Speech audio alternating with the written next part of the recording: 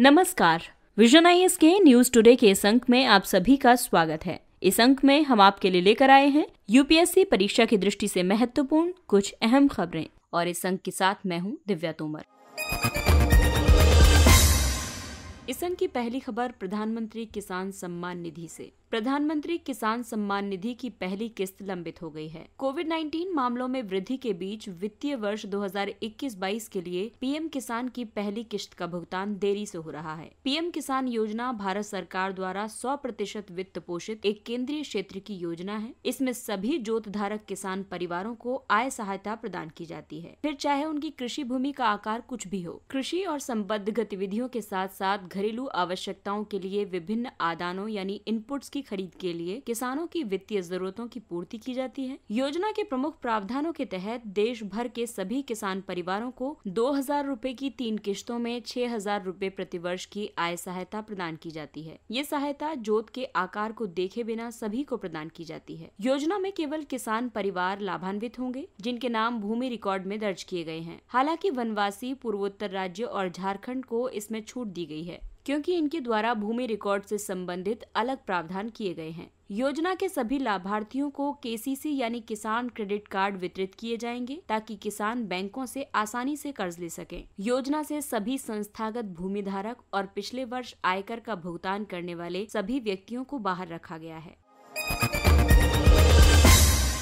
अगली खबर JCPOA से संबंधित है। परमाणु समझौते को दोबारा लागू करने के लिए अमेरिका ईरान पर प्रतिबंधों में कटौती करने पर विचार कर रहा है। इससे पहले वर्ष 2018 में अमेरिका ने संयुक्त व्यापक कार्रवाई योजना यानी joint comprehensive plan of action JCPOA या ईरान परमाणु समझौते से स्वयं को अलग कर लिया था और ईरान पर अमेरिकी परमाणु प्रतिबंधों को फिर से लगा दिया था। ईरान ने सभी प्रतिबंधों को हटाने की मांग की है और कहा है कि यदि अमेरिका प्रतिबंधों को नहीं हटाता है तो ईरान JCPOA द्वारा वर्जित अपनी परमाणु गतिविधियों को दोबारा शुरू कर देगा। समझौते को दोबारा प्रारंभ करने के लिए फ्रांस, जर्मनी और यूनाइटेड किंगडम ने ईरान के साथ कार्य संपादन समझौतों की सुविधा के लिए एक विनिमय प्रणाली आरंभ की है जिसे इंस्टेक्स नाम प्रदान किया गया है। अब अमेरिका ने कहा है कि वो परमाणु समझौते के साथ असंगत किसी भी प्रतिबंध को समाप्त करने के लिए स्वतंत्र है। ये भारत के लिए महत्वपूर्ण है क्योंकि इससे ईरान से तेल की आपूर्ति में सुधार करने और चाबहार बंदरगाह निर्माण को तीव्र करने में सहायता प्राप्त होगी। संयुक्त व्यापक कार्य योजना यानी JCPOA वर्ष 2015 में ईरान और P5+1 यानी चीन, फ्रांस, रूस, यूनाइटेड किंगडम, संयुक्त राज्य अमेरिका और जर्मनी द्वारा हस्ताक्षरित एक समझौता है। संयुक्त राष्ट्र सुरक्षा परिषद के प्रस्ताव 2231 ने परमाणु समझौते का समर्थन किया है। समझौते में निर्धारित कुछ आवश्यकताओं के अनुसार JCPOA के परमाणु संबंधी प्रावधानों के लिए ईरान जो अनुपालन करेगा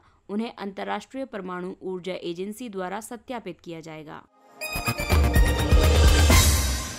अगली खबर भारत और रूस के संबंधों पर आधारित है। भारत और रूस विदेश तथा रक्षा मंत्रालयों के बीच 2+2 मंत्री स्तरीय संवाद स्थापित करेंगे। 2+2 संवाद कूटनीतिक संबंधों के लिए एक पदावली है। इसका उपयोग सामरिक और सुरक्षा हितों पर चर्चा करने के लिए दो देशों के रक्षा और विदेश मंत्रालयों के बीच एक संवाद तंत्र की स्थापना के लिए किया जाता है। भारत ने इस प्रकार का एक तंत्र क्वाड देशों यानी अमेरिका, जापान और ऑस्ट्रेलिया के साथ भी विकसित किया है। भारत रूस रणनीतिक साझेदारी का रक्षा तथा सुरक्षा सहयोग में अहम योगदान होगा क्योंकि रूस भारत का सबसे बड़ा रक्षा आपूर्तिकर्ता देश है। रूस ने भारत को S-400 और ब्रह्मोस मिसाइल दी है। इसके अलावा दोनों देश अंतर्राष्ट्रीय मंचों पर सहयोग करेंगे। भारत और रूस ब्रिक्स और SCO के सदस्य हैं और UNSC में स्थायी सदस्यता के लिए भारत को रूस का समर्थन प्राप्त है। साथ ही व्यापार और आर्थिक संबंध भी मजबूत होंगे। दोनों देशों द्वारा द्विपक्षीय व्यापार को वर्ष 2025 तक $30 बिलियन अमेरिकी डॉलर तक बढ़ाने का लक्ष्य निर्धारित किया गया है। इसके अलावा अंतर्राष्ट्रीय उत्तर दक्षिण परिवहन गलियारा, चेन्नई व्लादिवोस्टोक समुद्री गलियारा और यूरेशियाई आर्थिक संघ में सहयोग इस लक्ष्य को प्राप्त करने के लिए महत्वपूर्ण कदम है। साथ ही अंतरिक्ष क्षेत्र में सहयोग बढ़ेगा। इस सहयोग के तहत गगनयान के लिए चयन किए गए 4 अंतरिक्ष यात्रियों ने रूस में अपना प्रशिक्षण पूरा कर लिया है। परमाणु ऊर्जा क्षेत्र में रूस भारत को सहयोग दे रहा है और कुडनकुलम परमाणु ऊर्जा संयंत्र रूस के सहयोग से निर्मित किया जा रहा है। हालांकि इसमें कई चुनौतियां भी हैं, जैसे चीन और पाकिस्तान के साथ रूस के सौजन्यपूर्ण संबंध, क्वाड और हिंद प्रशांत धारणा पर रूस का नकारात्मक पक्ष और अफगान शांति प्रक्रिया पर अलग पक्ष। आइए अब आपको बताते हैं भारत और रूस संबंधों की पृष्ठभूमि के बारे में। भारत और रूस ने वर्ष 1947 से ही बेहतर संबंध स्थापित किए हैं। भारत और सोवियत संघ ने अगस्त 1971 में शांति और मित्रता की संधि पर हस्ताक्षर किए थे, जो कि साझा लक्ष्यों के साथ साथ क्षेत्रीय और वैश्विक शांति तथा सुरक्षा को सुदृढ़ करने के लिए भी एक रूपरेखा थी। सोवियत संघ के विघटन के बाद भारत और रूस ने जनवरी 1993 में मित्रता और सहयोग की एक नई संधि पर हस्ताक्षर किए। वर्ष 1994 में एक द्विपक्षीय सैन्य तकनीकी सहयोग समझौता भी संपन्न किया गया था। वर्ष 2000 में दोनों देशों ने एक रणनीतिक साझेदारी स्थापित की। अगली खबर इलेक्ट्रिक वाहनों से संबंधित है। अंतर्राष्ट्रीय ऊर्जा एजेंसी ने अपना वार्षिक ग्लोबल ईवी आउटलुक 2021 जारी किया है। ग्लोबल ईवी आउटलुक विश्व भर में विद्युत की गतिशीलता में हालिया विकासों की पहचान और उन पर चर्चा करता है। इस आउटलुक के कई मुख्य निष्कर्ष हैं, जैसे वर्ष 2020 के अंत तक विश्व की सड़कों पर 10 मिलियन इलेक्ट्रिक कारें थी। महामारी के बावजूद वर्ष 2020 में इलेक्ट्रिक कार पंजीकरण में 41% की वृद्धि हुई थी। इस आउटलुक में भारत के संदर्भ में कई निष्कर्ष दिए गए हैं, जैसे भारत में वर्ष 2030 तक नए वाहनों की बिक्री में 30% से अधिक इलेक्ट्रिक वाहन होंगे। इलेक्ट्रिक वाहन का विस्तार मुख्य रूप से 2 या 3 पहिया वाहनों के विद्युतीकरण के माध्यम से ही प्राप्त किया जाएगा। भारत में हाइब्रिड या इलेक्ट्रिक वाहनों का तीव्र निर्माण और अंगीकरण योजना 2 यानी फेम 2 के तहत सरकारी व्यय में कमी करने और BS6 पर ध्यान केंद्रित करने से इलेक्ट्रिक वाहनों के विस्तारण में बाधा आई है। अंतर्राष्ट्रीय ऊर्जा एजेंसी को वर्ष 1973-74 के तेल संकट के कारण स्थापित किया गया था, ताकि इसके सदस्यों को प्रमुख तेल आपूर्ति बाधाओं के निवारण में सहायता मिल सके। इस भूमिका को ये वर्तमान में भी निभा रहे हैं। अंतर्राष्ट्रीय ऊर्जा एजेंसी में 30 सदस्य देश, 8 एसोसिएट देश जिसमें भारत भी शामिल है और 3 एक्सेशन देश शामिल हैं। अंतर्राष्ट्रीय ऊर्जा एजेंसी की सदस्यता के लिए 2 पूर्व शर्तें हैं, जिन्हें भारत वर्तमान में पूर्ण नहीं करता है। पहली शर्त है आर्थिक सहयोग और विकास संगठन की सदस्यता और दूसरा है शुद्ध आयात के कम से कम 90 दिनों के लिए तेल के स्टॉक को बनाए रखना, जबकि भारत में अभी 74 दिनों का स्टॉक ही है। फेम 2 फेम योजना के प्रथम चरण का विस्तार है। ये राष्ट्रीय इलेक्ट्रिक मोबिलिटी मिशन प्लान 2020 के तहत है। फेम 1 वर्ष 2015 में आरंभ हुई थी और मार्च 2019 तक जारी रही थी। मोटर वाहनों से वायु प्रदूषकों के उत्सर्जन को नियंत्रित करने के लिए सरकार द्वारा भारत स्टेज उत्सर्जन मानक निर्धारित किए गए हैं। अप्रैल 2020 में भारत ने मोटर चालित 2 पहिया और 4 पहिया वाले वाहनों के लिए आधिकारिक तौर पर BS6 मानकों को अपनाया है। अगली खबर चीन और ईरान साझेदारी से संबंधित है। चाबहार बंदरगाह के वैश्विक स्थिति में वृद्धि के लिए ईरान चीन साझेदारी। ईरान और चीन के बीच हालिया रणनीतिक सहयोग समझौते से चाबहार बंदरगाह के विकास में चीनी भागीदारी की संभावना बढ़ गई है। इससे पहले चीन ने ईरान के साथ 25 वर्ष के रणनीतिक सहयोग समझौते पर हस्ताक्षर किए थे। ये समझौता वर्ष 2016 में स्थापित उनकी व्यापक रणनीतिक साझेदारी के लिए नए सिरे से प्रतिबद्धता को चिन्हित करता है। आइए अब जानते हैं कि चाबहार बंदरगाह पर चीनी निवेश के क्या प्रभाव होंगे। इससे भारत चाबहार बंदरगाह समझौते के समक्ष खतरा उत्पन्न हो सकता है, जिस वजह से गंभीर चिंता उत्पन्न हुई है, क्योंकि भारत इस बंदरगाह को चीन पाकिस्तान आर्थिक गलियारे के तहत आने वाले ग्वादर बंदरगाह को काउंटर करने के लिए एक कूटनीति के रूप में देखता है। इसके अलावा इससे क्षेत्रीय सुरक्षा भी प्रभावित होगी। चीन पाकिस्तान संयोजन में ईरान की भागीदारी भारत की क्षेत्रीय सुरक्षा और अफगानिस्तान में भारत के हितों के लिए एक गंभीर खतरा उत्पन्न कर सकती है। ये पश्चिम एशिया में भारत की स्थिति को कमजोर कर सकता है। पश्चिम एशिया में चीन ईरान धुरी खाड़ी क्षेत्र में भारत की स्थिति को कमजोर कर सकती है। आइए अब आपको बताते हैं चाबहार बंदरगाह के बारे में। ये मकरान तट पर ऊर्जा संपन्न ईरान के सिस्तान बलूचिस्तान प्रांत में ओमान की खाड़ी में स्थित है। ये माल और यात्रियों के बहुविध परिवहन के लिए भारत, ईरान एवं अफगानिस्तान द्वारा संयुक्त रूप से विकसित किया जा रहा है। चाबहार के 2 टर्मिनल हैं, जैसे शाहिद कलंतरी और शाहिद बेहिश्ती। चाबहार बंदरगाह भारत को पाकिस्तान की उपेक्षा करके मध्य एशिया और यूरोप तक प्रत्यक्ष कनेक्टिविटी प्रदान करता है। चाबहार को अंतर्राष्ट्रीय उत्तर दक्षिण परिवहन गलियारे यानी INSTC से जोड़ा जाएगा।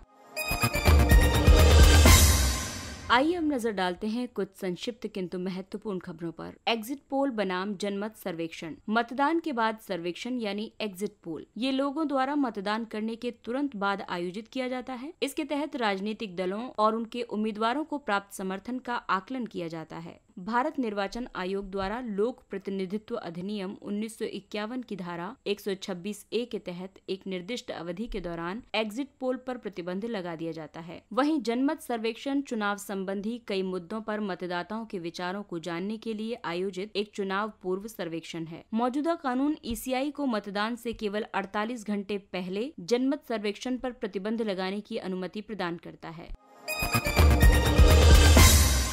वैक्सीन मैत्री कार्यक्रम। पिछले वर्ष वैक्सीन मैत्री पहल के तहत भारत ने श्रीलंका, भूटान, नेपाल और बांग्लादेश जैसे कई पड़ोसी देशों को टीकों की लगभग 10 मिलियन खुराक उपलब्ध कराई थी। लेकिन कई कारणों की वजह से भारत द्वारा अपने पड़ोसी देशों के लिए वैक्सीन मैत्री कार्यक्रम को दोबारा प्रारंभ करने की संभावना कम से कम जुलाई तक नहीं है। इन कारणों में शामिल है कोविड-19 मामलों में वृद्धि के बीच टीकों की उपलब्धता में अकस्मात कमी आना और 1 मई से होने वाले सार्वभौमिक टीकाकरण के लिए सरकार की योजना। MACS 1407 ये सोयाबीन की एक उच्च उपज प्रदान करने वाली और कीट प्रतिरोधी किस्म है। इसे भारतीय कृषि अनुसंधान परिषद ICAR नई दिल्ली के सहयोग से महाराष्ट्र विज्ञान वर्धिनी आघरकर अनुसंधान संस्थान पुणे के वैज्ञानिकों द्वारा विकसित किया गया है। यह असम, पश्चिम बंगाल, झारखंड, छत्तीसगढ़ और पूर्वोत्तर राज्यों में कृषि के लिए उपयुक्त है। इसमें सफेद रंग के पुष्प, पीले रंग के बीज और काले रंग की बीजना भी होती है। इसके बीजों में 19.81% तेल की मात्रा और 41% प्रोटीन की मात्रा होती है। Operation twist. हाल ही में भारतीय रिजर्व बैंक ने सरकारी प्रतिभूतियों के 10 वर्ष के प्रतिफल को कम करने और मौद्रिक संचालन के संचालन के लिए ऑपरेशन ट्विस्ट का अपना प्रसंस्करण आरंभ करने का निर्णय लिया है। ऑपरेशन ट्विस्ट एक ऐसा कदम है जिसमें एक केंद्रीय बैंक कम अवधि की प्रतिभूतियों को विक्रय करने के साथ साथ दीर्घकाल के लिए प्रतिभूतियों को खरीदने का निर्णय करता है। एक पारंपरिक ऑपरेशन ट्विस्ट में केंद्रीय बैंक समान अवधि की प्रतिभूतियों की खरीद और बिक्री करता है। तियानहे। चीन ने हाल ही में नए अंतरिक्ष स्टेशन का मुख्य मॉड्यूल प्रमोचित किया है। आपको बता दें कि चीन वर्ष 2022 के अंत तक अपने स्टेशन को पूर्ण करने की योजना बना रहा है। इस मॉड्यूल को तियानहे या हार्मनी ऑफ द हेवन नाम दिया गया है। तियानहे चीनी अंतरिक्ष स्टेशन में चालक दल के 3 सदस्यों के लिए प्रमुख रूप से जीवित आवास यानी लिविंग क्वार्टर्स निर्मित करेगा। इनके उपयोग की अवधि कम से कम 10 वर्ष की होगी। चीन का अंतरिक्ष स्टेशन कार्यक्रम 1 दशक पहले वर्ष 2011 में एक अंतरिक्ष प्रयोगशाला त्यागोंग 1 के प्रक्षेपण के साथ आरंभ हुआ था। बाद में वर्ष 2016 में त्यागोंग 2 को प्रक्षेपित किया गया था। उत्तराखंड में 4 धाम यात्रा स्थगित। उत्तराखंड के 4 धाम में यमुनोत्री धाम, गंगोत्री धाम, बद्रीनाथ धाम और केदारनाथ धाम शामिल हैं। ये उत्तराखंड के गढ़वाल क्षेत्र में स्थित 4 पवित्र मंदिर हैं, जो हिंदू देवताओं और भारत की पवित्र नदियों को समर्पित हैं। ये आदि शंकराचार्य द्वारा स्थापित भारत के 4 धामों से अलग हैं, जिनमें बद्रीनाथ, रामेश्वरम, जगन्नाथपुरी और द्वारका शामिल हैं। आइए अब जानते हैं सुर्खियों में रहे स्थानों के बारे में। Plain of Jars. मध्य लाओस के एक पठार पर स्थित प्लेन ऑफ जार्स यूनेस्को का विश्व धरोहर स्थल है। इस मैदान का ये नाम इसलिए प्रचलित हुआ क्योंकि इस मैदान में लौह युग के दौरान शवाधानों के लिए महापाषाणों से निर्मित लगभग 2100 समाधि गर्त प्राप्त हुए थे। इन गर्तों का आकार मर्तबान यानी जार के जैसा है। IOC चार्टर नियम 50। हाल ही में अंतर्राष्ट्रीय ओलंपिक समिति ने ओलंपिक खेलों में एथलीट द्वारा किए जाने वाले विरोध प्रदर्शन को प्रतिबंधित किए जाने वाले नियम 50 को बरकरार रखा है। ये नियम संबंधित कार्यक्रम स्थलों और किसी भी अन्य ओलंपिक क्षेत्र में किसी भी प्रकार के प्रदर्शन या राजनीतिक, धार्मिक या नस्लीय प्रचार को प्रतिबंधित करता है। IOC ओलंपिक खेलों की संरक्षक है। ये सभी ओलंपिक हितधारकों के बीच सहयोग के लिए एक उत्प्रेरक के रूप में कार्य करती है, जिनमें एथलीट, राष्ट्रीय ओलंपिक समितियां, अंतर्राष्ट्रीय फेडरेशन आदि शामिल हैं। इसका दृष्टिकोण खेलों के माध्यम से एक बेहतर विश्व का निर्माण करना है। इसके साथ ही ये अंक समाप्त होता है। अगले अंक में फिर मुलाकात होगी कुछ अन्य महत्वपूर्ण खबरों के साथ, लेकिन तब तक के लिए विजन IAS की पूरी टीम आपसे अपील करती है कि दवाई भी और कड़ाई भी के मंत्र को याद रखें और कोरोना के खिलाफ 1 मई से शुरू हो रहे टीकाकरण अभियान में 18 वर्ष से ऊपर आयु के सभी लोग टीका लगवाएं और अपने परिवार की सुरक्षा सुनिश्चित करें। हाँ, लेकिन इसके साथ ही मास्क पहनें, हाथ और मुंह साफ रखें और 2 गज दूरी का पालन करें। और इसके साथ ही विजन IAS की पूरी टीम को दीजिए अनुमति। नमस्कार।